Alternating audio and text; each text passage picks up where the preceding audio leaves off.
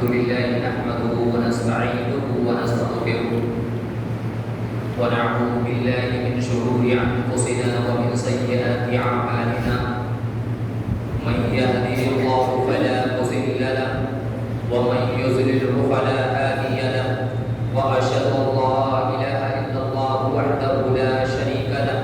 وأشهد أن محمدا عبده ورسوله أما بعد فإن خير الحديث كتاب الله وخير الهدي هدي محمد صلى الله عليه وسلم وشر الأمور محدثاتها وكل محدثة بدعة وكل بدعة ضلالة وكل ضلالة في النار. أعوذ بالله السميع العليم من الشيطان الرجيم. بسم الله الرحمن الرحيم. قاف والقرآن المجيد بل عجبوا أن جاءهم منذر منهم فقال الكافرون هذا شيء عجيب أإذا متنا وكنا ترابا ذلك رجع بعيد قد علمنا ما تنقص الأرض منهم وعندنا كتاب حفيظ بل كذبوا بالحق لما جاءهم فهم في أمر مريج أفلم ينظروا إلى السماء فوقهم كيف بنيناها وزيناها وما لها من فروج والأرض مددناها وألقينا فيها رواسي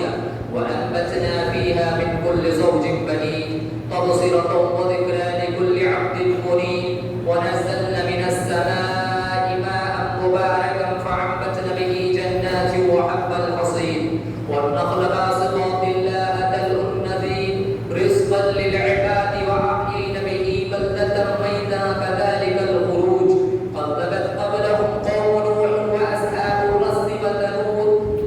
وعاد وفرعون وإخوان لوط وأصحاب الأيكة وقوم تبع كل كذب الرسل فحق وعيد أفأعينا بالخلق الأول بل هم في لبس من خلق جديد.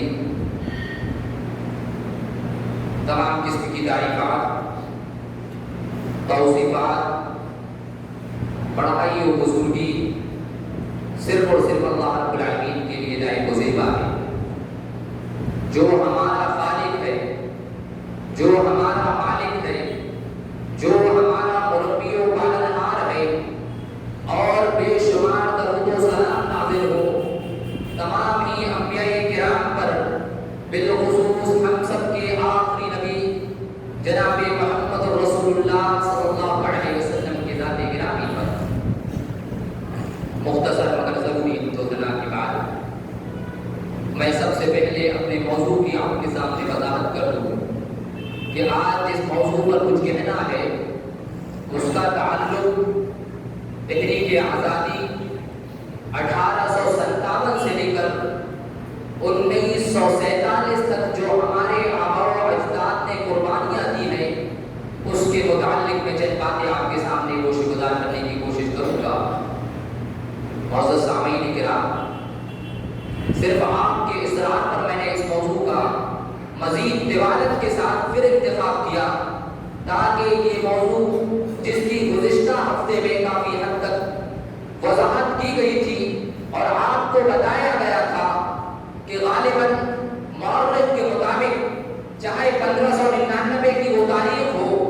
یا 1601 کی وہ تاریخ جس میں انگریزوں کا پہلا بحری جہاز جو ہمارے ہندوستان کے صوبہ گجرات کے ایک علاقے سورج پر اترا، اس کے بعد وہ تجارت کرنے لگے. میں سرسری طور پر پھر ایک مرتبہ یہی تاریخ آپ کے سامنے دوہرا دیتا ہوں تاکہ آپ کے ذہن میں یہ تاریخ اور ہمارے آباء و اجداد کی تاریخ آپ کے ذہن پر اثر ہو جائے اور آگے موضوع کی وضاحت میں آپ کے لیے آسانی ہو. آپ دیکھیں 1601 کے بعد جو انگریز ہمارے ہندوستان میں جہانگیر کی حکومت میں جب تجارت کرنے لگے اس کے بعد دھیرے دھیرے یہ بنگال پر قابض ہوتے گئے، گجرات پر قابض ہوتے گئے اور گجرات کے قریب کے علاقے پھر ممبئی پر یہ تجارت کرنے لگے. پھر دھیرے دھیرے چلتے گئے یہاں تک کہ تاریخ میں لکھا ہے مولانا ولی اللہ محدث دہلوی رحمۃ اللہ علیہ نے جو 1740 میں تقریباً پہلی مرتبہ ان کے خلاف جہاد کا فتویٰ دیا تھا 1754 में गालिबन इनकी पहली जंग अली वर्दी खान से हुई। उसके 3 साल के बाद जब ये नाकाम हो गए, नवाब सिराजुद्दौला से जंग हुई। उसके बाद 1783-84 ऐसी 5 जंगें टीपू सुल्तान के साथ, फतेह अली खान के साथ, आखिरी जंग 1799 में हुई। उसके बाद 1803 में इन्होंने दिल्ली में पहरा दिया, जहां पर शाह वलीउल्लाह मुहद्दिस देहलवी रहमतुल्लाह अलैह के बेटे शाह अब्दुल अजीज मुहद्दिस देहलवी रहमतुल्लाह अलैह ने सबसे पहले जिहाद का फतवा वहां दिया।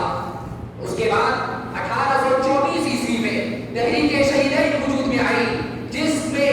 शाह इस्माइल रहमतुल्लाह अलैह, शाह सैयद रहमतुल्लाह अलैह, जिसकी तहरीक में सबसे ज्यादा अहम रोल रहा। उसके बाद धीरे धीरे लोग जुड़ते गए। उसके बाद उलमाए सादिकपुर आए और उसके बाद ये तहरीक चलती गई, यहाँ तक कि वो दिन आ गया जो 6 मई का दिन था 1857 में, जहाँ मेरठ पर कारतूस का मसला आया था कि मुसलमानों ने अपने दांतों से खोलने के लिए मना कर दिया।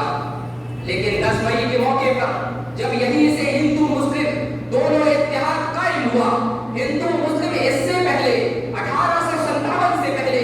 जितनी भी तहरीकें उठी है, अंग्रेजों के खिलाफ आवाजें उठी है, जितने भी मुकाबले हुए हैं, उसमें सिर्फ और सिर्फ मुसलमान कौम थी, मुसलमान कायदीन थे, मुसलमानों की जमात थी, जिन्होंने अंग्रेजों से मुकाबला किया। 1857 की तारीख में ये हिंदू मुस्लिम इत्तेहाद कायम हुआ। उसके बाद 10 मई के मौके पर मिलजुल कर इन्होंने जो मेरठ में मुसलमानों को और दीगर हिंदुस्तानी और देशवासियों को कैद किया गया था, वहां से रिहा करके इन्होंने दिल्ली पर ले गए। जब अंग्रेजों को खबर मिली कि हमने यहाँ जिन कैदियों को कैद में रखा था, उन्हें यहाँ से रिहा करके दिल्ली ले जाया गया, जहाँ बहादुर शाह की हुकूमत थी। और उसके बाद अंग्रेजों ने दिल्ली के चारों गेट को बंद कर दिया, चाहे वो अजमेरी गेट का मामला हो, चाहे वो कश्मीरी गेट का मामला हो, चाहे वो दिल्ली गेट का मामला हो। 4 महीने तक बराबर उसके अंदर महसूर किया गया। उसके बाद अंग्रेज दिल्ली के अंदर 4 महीने के बाद घुसे। एक खूरेज मुकाबला हुआ, खूरेज जंग हुई। अब मैं आपको यहाँ से बताऊं, अब तक मैंने आपके सामने तहरीकात का जिक्र किया, अब मैं आपके सामने ये जिक्र करूंगा कि ऐसे मार्गों पर मुसलमानों ने कौन कौन सी तकलीफों को बर्दाश्त किया, कौन कौन सी ज़ुल्मतों को बर्दाश्त किया, कौन कौन सी अज़ियतों को बर्दाश्त किया, किन किन मुश्किलात का सामना किया, लेकिन अपने वतन अजीज से कभी गद्दारी न की, अपने वतन अजीज के तई कभी भी अंग्रेजों से किसी भी मुकद्दमे पर समझौता न किया, बल्कि लड़ते रहे, मरते रहे, कुर्बानियां देते रहे, तकलीफों को बर्दाश्त करते रहे। मौजूद सामीन किराम, यही वो मार्का मार्का था जहां पर टीपू सुल्तान को, बहादुर शाह जफर को कैद करके बर्मा ले जाया गया। और वहां पर जब भूखा रखा जाता, जब वो खाने के लिए खाना तलब करते, उनके बेटों का सर कलम करके तश्तरी में उनके सामने पेश किया जाता। उस मौके पर जब बहादुर शाह जफर देखने लगे अब मेरे मौत का वक्त करीब आ चुका है, जब उनको मारा जाने लगा, उस मुहिब्बे वतन ने उस मौके पर भी सच्चे मुहिब्बे वतन होने का सबूत दिया और शायरियत की, अशायर शायर पढ़े। उस मौके पर बहादुर शाह जफर ने कहा, कितना बदनसीब है ज़फर दफन के लिए, कितना बदनसीब है ज़फर दफन के लिए, 2 गज ज़मीन मिल सकी इसको ये यार में। उसके बाद मौजूद सामीन किराम मौलवी लिखते हैं कि 1857 का मार्का 1 दिन का मार्का ना था, 2 दिन का मार्का ना था, बल्कि 7 दिन तक कायम रहा। यहाँ तक के बाद मौलवी ने लिखा कि ये जंग आजादी, तहरीक आजादी 1857 2 महीने तक बराबर कायम रही, मुसलमान मुकाबला करते रहे, यहाँ तक कि बहुत सारे मुसलमानों ने जामे शहादत पोस्ट फरमाई। आप उठाएं इस सिलसिले में अंग्रेज राइटरों को देखें, अंग्रेज मौलवी को देखें कि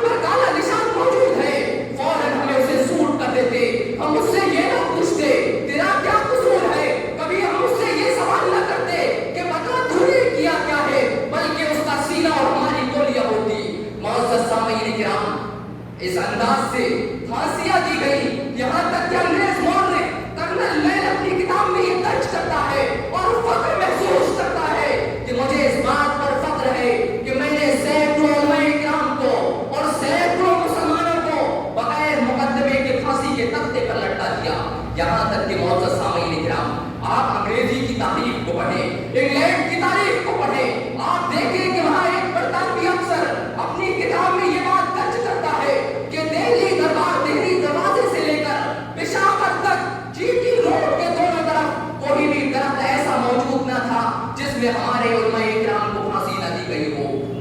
बरतानवी अफसर ये लिख रहा है, दिल्ली दरबार से लेकर पेशावर तक जीटी रोड के दोनों तरफ अगर जितने दरख्त मौजूद थे उसमें कोई दरख्त ऐसा खुशकिस्मत मौजूद न था जिसमें हमारे उलमाए किराम को फांसी न दी गई हो, जिस दरख्त में हमारे उलमाए किराम को न लटकाया गया हो। कानपुर से लेकर फारुखाबाद तक रोड के दोनों जानिब ऐसा कोई दरख्त मौजूद न था जिसमें हमारे उलमाए किराम को, एक उलमाए किराम को, एक आलिम को या दो उलमाए किराम को उस दरख्त पर फांसी न दी गई हो। मुअज़्ज़ज़ सामीन किराम बड़ी बेरहमी से फांसी देते। यहाँ तक कि अंग्रेज थॉमसन अपनी किताब में ये लिखता है कि जब हम उलमाए किराम को फांसी देते, जब हम मुसलमानों को फांसी देते तो उम्मन उनके लिए जो दो चीज इस्तेमाल करते, एक तो हाथी का इस्तेमाल किया जाता, दूसरा उम्मन हम आम का दरख्त इस्तेमाल करते। वो अपनी किताब में हमारे मुहब्बे वतन और मर्द मुजाहिद को वो मुजरिम लिखता है, लेकिन मैं अपनी जुबान से उन्हें मुजरिम नहीं कहता,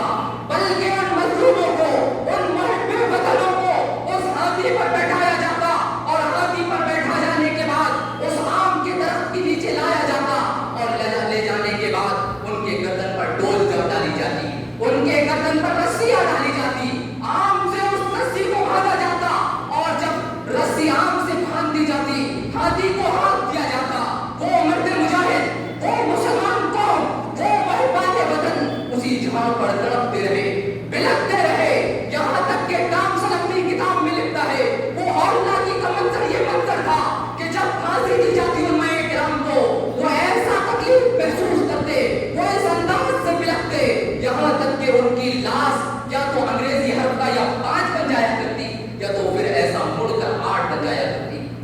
और करीब मुअज़्ज़ज़ सामीन किराम, कितनी बेरहमी से इन अंग्रेजों ने हमारे उलमाए किराम को, जिन्होंने जंग आजादी पर जिहाद के आलम को बदल किया था, किस अंदाज से जुल्म ढाया, किस अंदाज से तकलीफ दी। आप देखें तो सही, मौलिफ़े इंक़िलाब 1857 इस सिलसिले में क्या लिखता है कि फांसी देने वाले जो दिल्ली पर जल्लाद मौजूद थे, इन लोगों को अंग्रेज ने रिश्वत दे रखी थी। ये कहा जिस उलमाए किराम को तुम फांसी दो, जिन मुसलमानों को तुम फांसी दो, जिन टोपियों कुर्ता पैजामा वालों को फांसी दो, जिनके चेहरे पर दाढ़ी हो, जब उनको तुम फांसी दो तो हमसे ये रिश्वत दो कि उन्हें बहुत देर तक झाड़ पर जिंदा लटकने दो। वो बिलखते रहे, वो रोते रहे, वो तकलीफ को बर्दाश्त करते रहे और अपनी जिस्म को हरकत देते रहे, जिसका नाम उन्होंने नाच रखा था, ताकि उस नाच को देखकर हमें इत्मीनान मिले, हमारी रूह तबीयत को सुकून मिले। और मुअज़्ज़ज़ सामीन किराम, इन जालिमों ने, इन जाबिरों ने जो हमारे उलमाए किराम पर जुल्म और सितम ढाए, जो तकलीफें दी, सिर्फ फांसी के फंदे का इंतखाब न किया, बल्कि इस पर इत्तिबा न किया, बल्कि ऐसी ऐसी सजाएं दी जिसको कहने के लिए वो कलेजे की जरूरत है, जिसको सुनने के लिए उस मजबूत कलेजे की जरूरत है। आप देखें सभी, अंग्रेज मिस्टर टेलर अपनी किताब टाइम ऑफ इंडिया पे लिखता है कि मुसलमानों को जो फांसी दी गई तो वो दी गई, बाद मुसलमानों को पकड़ा जाता, सुअर की खाल में रखकर उन्हें बांधा जाता, सुअर की खाल को सिला जाता, जब उन्हें फांसी के फंदों पर लटकाया जाता, उनके जिस्मों पर चर्बी को मला जाता। बहुत से मुसलमान ऐसे भी गुजरे हैं जिन्हें जिंदा पकड़ के तपते हुए शोले और तपते हुए आग के अंगारों पर लेटा दिया जाता। बहुत से ऐसे मुसलमान गुजरे हैं, बहुत से ऐसे देशवासी गुजरे हैं जिसको कैदों बंद कर रख के एक दूसरे के साथ बदफेली करने पर मजबूर किया जाता। मुअज़्ज़ज़ सामीन किराम, ये तमाम के तमाम सजाएं तो मुसलमानों ने बर्दाश्त कर ली, लेकिन कभी भी अपने वतन अजीज के लिए अंग्रेजों से कभी भी समझौता न किया। आप देखें, ये तो 1857 की तारीख है, आप इसके बावजूद 1857 के ये मार्के के बावजूद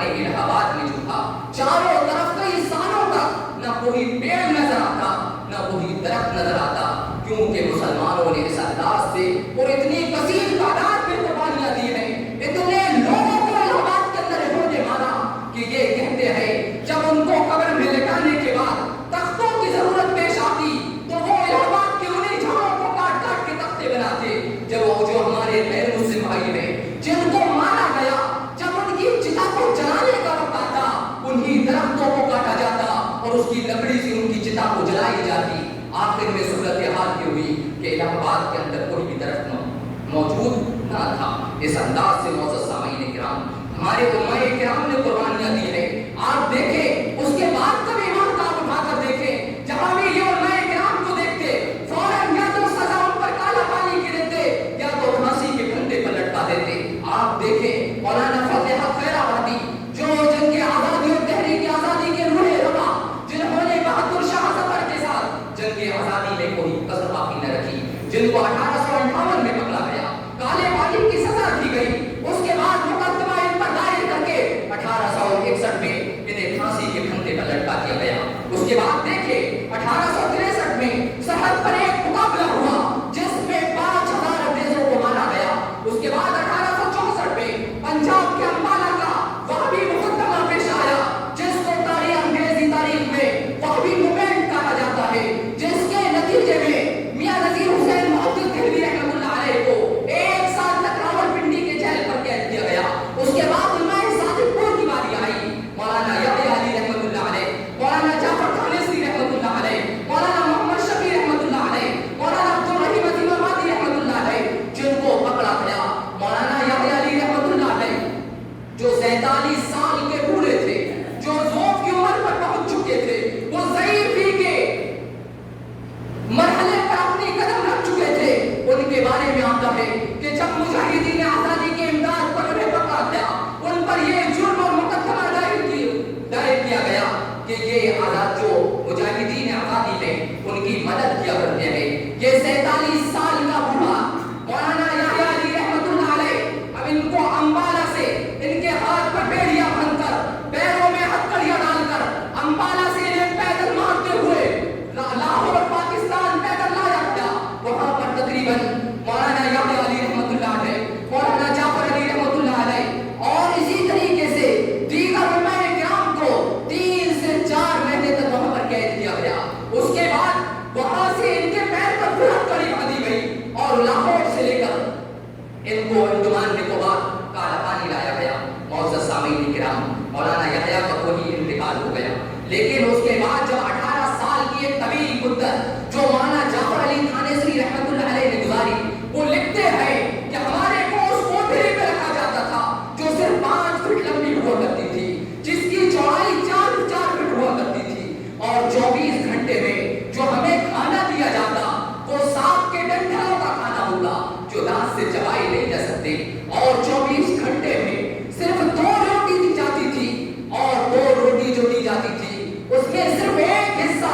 آٹے کا ہوا کرتا اور 3 حصے اس میں مٹی کے ہوا کرتے۔ ہم اسی کو چباتے اور گزارا کرتے رہتے، لیکن کبھی بھی انگریزوں سے اپنے وطن عزیز کے لیے سمجھوتا نہ کرتے۔ اس کے بعد دیکھیں معزز سامعین کرام مولانا جعفر علی تھانیسری رحمۃ اللہ علیہ کہتے ہیں کہ وہاں پر جو جیلر موجود تھے جو مولانا یحییٰ علی رحمۃ اللہ علیہ سے بہت زیادہ متاثر ہو چکے تھے، بار بار وہ یہ بات کہتے تھے،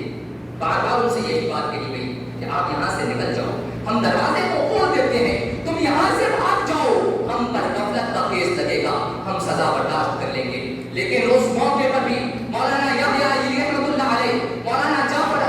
تھانیسری رحمۃ اللہ علیہ نے کبھی بھی انگریزوں کے سامنے وطن عزیز کے لیے جھکنا گوارا نہ کیا۔ اس کے بعد آپ دیکھیں وہی علماء صادق پور کا وہ بڑھانا ہے، عید کے موقع پر جس گھرانے پہ بلڈوزر چلا دیا گیا، لیکن ان علماء صادق پور کی خاندان نے تقریباً پوری 1 صدی تک وطن عزیز کے لیے لڑتے رہے، انگریزوں کی چنگل سے اور اس شکنجے سے اس وطن عزیز کو آزاد کرنے کے لیے کبھی بھی معزز سامعین کرام انہوں نے سمجھوتا نہ کیا۔ آپ دیکھیں یہاں تک کہ مولانا یحییٰ علی رحمۃ اللہ علیہ کی وفات کے 58 سال گزر گئے، اس کے بعد ایک انگریز صادق پور آتا ہے، عظیم آباد آتا ہے، اور آنے کے بعد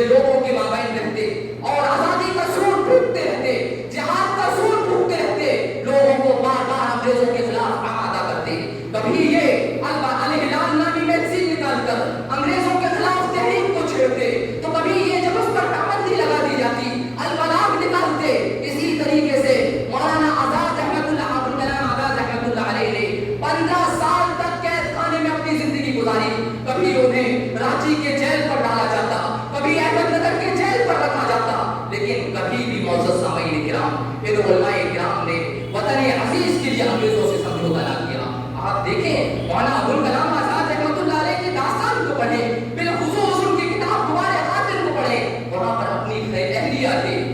जो खुतूत आते थे उसको उन्होंने दर्ज किया। जब उनकी अहलिया की तबीयत, मौलाना अहमदनगर के जेल पर मौजूद थे, जब उनकी अहलिया की तबीयत बिगड़ने लगी, बिगड़ने के बाद उन्होंने ये खत मौलाना आजाद की तरफ भेजा कि मेरी तबीयत बहुत ज्यादा नासाज है, मेरी तबीयत बहुत खराब है, तुम एक मरतबा अंग्रेजों से छुट्टी लेकर मेरा दीदार कर लो। लेकिन वहीं पर मौलाना अबुल कलाम आजाद ने ये खत लिखकर भेजा कि मैं अंग्रेजों से माफी नहीं मांग सकता, मैं अंग्रेजों से रुखसत नहीं ले सकता, अगर तुम्हारी तबीयत वहां खराब है तो यहाँ पूरा मुल्क, मेरा मुल्क बीमार है। उसके बाद जब मौलाना की अहलिया बहुत ज्यादा बीमार हो चुकी, उस वक्त फिर खत लिखकर रवाना किया कि मेरी तबीयत बहुत खराब है, सिर्फ मैं तुम्हारा एक बार दीदार करना चाहती हूँ। एक बार अपनी तमन्ना का इजहार करते हुए मौलाना आजाद की बीवी ने यही बात कही थी, एक बार मुझे तुम्हारा दीदार नसीब हो जाए। मौलाना आजाद ने वहां भी यही बात लिखकर पहुंचाया, मैं अंग्रेजों से अपने वतन अजीज के लिए समझौता नहीं कर सकता, अगर तुम्हारे से मेरी मुलाकात यहाँ ना हो सके तो मैं आखिरत में तुमसे मुलाकात कर लूंगा। और यही हालत हुई। मौलाना आजाद की बीवी का इंतकाल हो गया, मौलाना तदफीन पर भी ना पहुंच पाए। वतन अजीज के लिए कुर्बानियां देते रहे, जब भी हमारे वतन अजीज को कुर्बानी की जरूरत पड़ी, इस मुसलमान कौम ने, मर्द मुजाहिद ने, मुहिब्बे वतन ने अगर माल की कुर्बानी की जरूरत पड़ी तो ना वहां समझौता किया, माल की कुर्बानी की जरूरत पड़ी ना वहां समझौता किया, जान की कुर्बानी की जरूरत पड़ी ना वहां समझौता किया, खानदान को मिटाने की जरूरत पड़ी, लेकिन इस मुहिब्बे वतन ने वहां भी समझौता न किया। आप हमसे पूछते हो तहरीक आजादी में तुम्हारा क्या किरदार है? वही हमारे जो लोग थे जिनके बारे में आता है कि बर्मा के, जिनकी माली कुर्बानियों के बारे में आता है, बर्मा के यूसुफ मालवानी, जिन्होंने गालिबन सुभाष चंद्र बोस को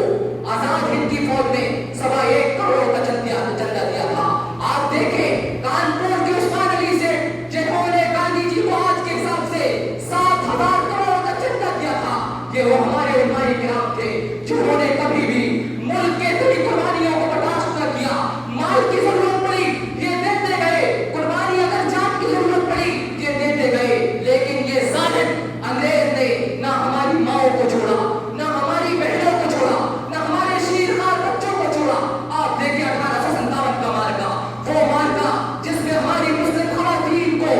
लाल किले के अंदर कैद किया गया, वो हमारी माएं मौजूद थी, वो हमारी वो बहनें मौजूद थी जिनकी अभी आंचल में बच्चे लटक रहे थे, जिनकी सीने से उनके बच्चे लटक रहे थे। यही वो अंग्रेज फौज के अफसर थे जो दरवाजे के सामने खड़े होकर उनको गोलियों का निशाना बनाते गया। कहीं मुस्लिम खवातीन की आंचलों को खाली कर दिया, गोदों को खाली कर दिया, वो 3 के बच्चे उसी आंचल से लटकते हुए जामे शहादत को फरमा ली हमारी उन खवातीन ने। लेकिन कभी भी उन खवातीन ने भी मुसल्लम वतन अजीज के लिए अंग्रेजों से समझौता न किया, अपनी गोद को खाली करवा दिया, आंचल को खाली करवा दिया, अपने सीने पर गोद को बाकी रखा, लेकिन अपने बच्चों को रखी कहानी की जरूरत पड़ी, लेकिन अंग्रेजों से समझौता न किया। मौजूद सामीन इकराम, अगर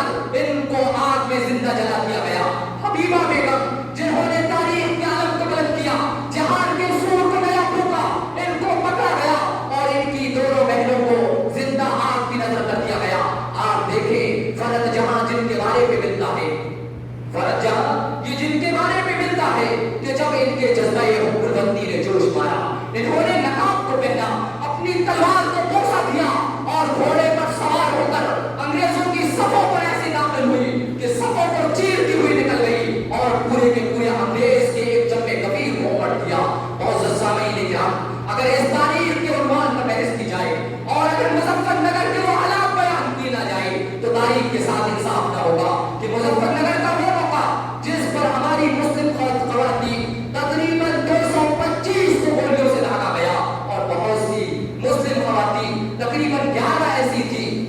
जिनके बारे में आता है कि उनको फांसी के फंदे पर लटका दिया गया। मैं इसका इनकार नहीं कर सकता कि अगर सिर्फ मुस्लिम खवातीन ने तहरीक आजादी में हिस्सा लिया, बल्कि हमारी गैर मुस्लिम खवातीन जो थी उन्होंने भी इस तहरीक पर बड़ा बढ़ चढ़कर हिस्सा लिया। और उसके बाद सामईन किराम, ये अंग्रेजों को अंग्रेज इस मुल्क पर जुल्म ढाते गए, लेकिन मुसलमानों ने उस जुल्म को बर्दाश्त करते रहा ताकि उनके जहन पर सिर्फ यही सोच थी कि हमको हम लोगों को अंग्रेजों को इस मुल्क से भगाना है, इस मुल्क से दूर करना है, हमारे वतन अजीज को अंग्रेजों की छत्तों से आजाद करना है, अंग्रेजों के शिकंजों से आजाद करना है, अंग्रेजों की नजर बस से हमारे वतन अजीज को आजाद करना है। जब जिस की जरूरत पड़ती गई ये कुर्बानियां देते रहे, इसके बावजूद तुम हमसे ये पूछते हो तहरीक आजादी में तुम्हारा क्या रोल रहा? आप देखें तो सही, जितने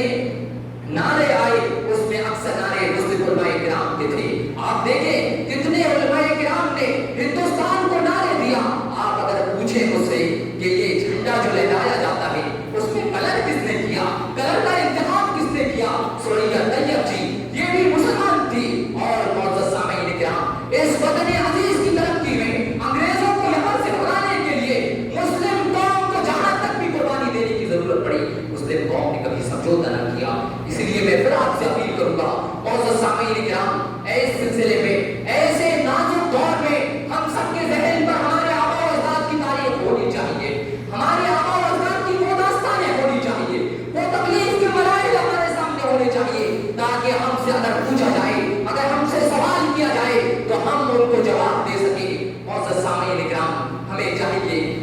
कि हम अपने असलाफ की तारीख को पढ़ें, अपने आबा और अजदाद की तारीख को पढ़ें। इसके बाद मौजूद सामईन किराम, ये मार्के तो बहुत अहम मार्के थे। उसके बाद हमारे हिंदू भाई ने भी तंजीमें बनाई, मुसलमान भाइयों ने जहां जहां जरूरत पड़ती गई तंजीमें बनाते गए और इस तरीके से मुसलमानों का मुकाबला करते रहे। आप देखें 1867 तौर पर मैं आपके सामने जिक्र कर देता हूँ, क्योंकि वक्त मुझे इजाजत नहीं देता कि मैं इससे ज्यादा इस मौजू पर तवील के साथ आपके सामने बयान करूँ। 1884 और 1885 में तकरीबन इंडियन नेशनल कांग्रेस का अमल वजूद में आया, जिसमें अल्हम्दुलिल्लाह मुसलमानों ने बड़ा बढ़ चढ़कर हिस्सा लिया, आप शरीक रहे। उसके बाद आप देखें 1906 में मौलाना जौहर, मौलाना मोहम्मद अली जौहर, मौलाना शौकत अली हजरत मोहानी ने एक सियासी तंजीम बनाई जिसका नाम उसने मुस्लिम लीग दिया। इसी तरीके से आप आगे बढ़े 1911 ईस्वी में तकरीबन पंडित जवाहरलाल नेहरू की क़यादत में होम रूल की पूरे मुल्क में उसकी क़यादत की गई, पूरे मुल्क से शुरू हुई। उसके बाद 1912 आया, उसमें मौलाना महमूद हसन ने देश में रुमाल की तहरीक को छेड़ा। उसके बाद 1915 में गांधी जी ने सत्याग्रह की बुनियाद रखी। उसके बाद वो दिन आ गया 13 अप्रैल 1919 का कि जिसमें अंग्रेजों ने हुकूमत के खिलाफ मुजाहिरे पर पाबंदी लगा दी और एक हिंदुस्तान का बहुत बड़ा तबका उस मौके पर पंजाब के शहर अमृतसर के, पंजाब का जो शहर है अमृतसर, उसके जिलियाना वाला जो बाग है वहां बैसाखी के मौके पर मौजूद थे और हुकूमत के खिलाफ बहुत अंदाज़े अमन और सुकून के साथ प्रोटेस्ट कर रहे थे। अचानक वहां पर बमबारी की गई और तकरीबन 400 लोगों को मारा गया। 400 लोगों ने जामे शहादत नोश करवाई और तकरीबन 2000 से ज़ायद अफराद मौजूद थे जिनको जख्मी किया गया। आप देखें 1919 में जमीयत उलमाए हिंद का क़याम वजूद में आया। 1920 में तहरीक अल-तफाउल और तहरीक तरक मुवालात वजूद में आई। उसके बाद 1922 का वो दिन भी मौजूद है जहां पर मोहल्ला मुसलमान की बगावत वजूद में आई। मोहल्ला मुसलमान दर हकीकत उन लोगों को कहा जाता है जो बाहर से केरला में आकर तिजारत के लिए बसे हुए थे, लेकिन इन्होंने तहरीक में बहुत बढ़ चढ़कर हिस्सा लिया, जंग आजादी में हिस्सा लिया। इनके बारे بارے میں آتا ہے جو کیرل میں رہتے تھے کہ ان تمام کے تمام 125 لوگوں کو مال گاڑی کے اندر بھرا گیا، جس میں 50 لوگوں کی گنجائش نہ تھی، بلکہ اس مال گاڑی کے اندر 125 لوگوں کو ٹھوسا گیا جہاں 50 لوگوں کا رہنا مشکل تھا۔ کیرلا سے یہ مدراس ہوتے ہوئے چنئی لائے گئے۔ بیان کیا جاتا ہے 3 دن کا یہ سفر تھا، 3 دن کا یہ سفر پر 3 دن کا سفر تھا، اور یہاں تک کہ ان کو نہ کھانے کے لیے کچھ دیا جاتا، کئی آدمی ایک دوسرے کے اوپر کرتے، قضائے حاجت کا جب وقت آتا یہ وہیں پر کرتے تھے۔ بدبو اتنی زیادہ ہو چکی تھی، سانس لینے میں بڑی تکلیف ہوتی، اور تقریباً آدھے سے زیادہ وہ موملا مسلمانوں کو وہیں پر جامع شہادت ان نے روز فرما لی اس مال گاڑی کے اندر، جو بچے ان کو کالے پانی کی سزا دے دی گئی۔ آپ دیکھیں 1922 کے بعد 1924 کا دور آیا جس میں مولانا محمد علی جوہر رحمت اللہ علیہ نے خلافت تحریک وجود میں لائی۔ اس کے بعد 1929 میں مولانا آزاد کی تجویز کے مطابق ایک تنظیم وجود میں آئی جس کو مجلس الاحرار کہا جاتا ہے۔ اس کے بعد 1930 آئی جس میں گاندھی جی نے سول نافرمانی کی بنیاد رکھی۔ اسی طریقے سے بڑھتے بڑھتے گئے 1942 آیا جس میں گاندھی جی نے پھر ایک بنیاد رکھی کہ بھارت چھوڑو کا آندولن بلند کیا۔ اس کے بعد 1942 میں بھی خود آزاد ہند فوج کی بنیاد ڈلی، اور پھر اسی کے تحت یہ بنیاد 1942 میں ڈلتی گئی اور دھیرے دھیرے بڑھتی گئی، یہاں تک کہ 1946 میں بہت سارے لوگوں کو شہید کر دیا گیا، بہت سارے اور ایک کثیر تعداد نے جامع شہادت نوش فرمائی۔ اس کے بعد وہ دن آ گیا 14 اگست 1947 کو پاکستان کا قیام عمل میں آیا۔ اس سلسلے میں آپ لاہور میں جو کانفرنس ہوئی تھی 1934 میں، آپ اس کو پڑھ لیں۔ اس ممبر رسول سے میں اس کا نام لینا بھی پسند نہیں کرتا۔ معزز سامعین کرام، آخر میں یہی میں آپ سے گزارش کروں گا، یہی اپیل کروں گا کہ آپ ہمارے ہندوستان کی تاریخ کو یاد رکھیں۔ آپ کو ان ماؤں نے جنم دیا ہے جنہوں نے محمد بن قاسم، طارق بن زیاد جیسی لوگوں کو جنم دیا تھا۔ ایسے حالات میں ہمیں اتحاد کی ضرورت ہے، ایک پلیٹ فارم کی ضرورت ہے۔ ہمارا مسلکی اختلاف ہو سکتا ہے، ہم بیٹھ کے حل کر لیں گے، لیکن ایسے موقع پر میں آپ سے اتحاد کی بھیک مانگتا ہوں اس ممبر رسول سے۔ حالات میں نازک ہے،